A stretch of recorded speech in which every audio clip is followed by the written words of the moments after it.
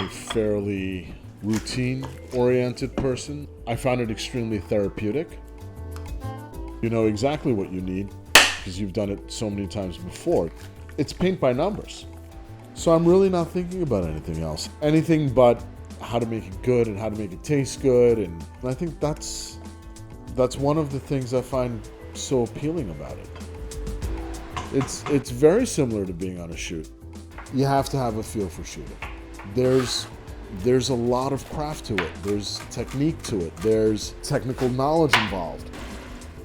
But at the end of the day, it can only be good if you bring the art. 20 minutes. And that's what I love about the job.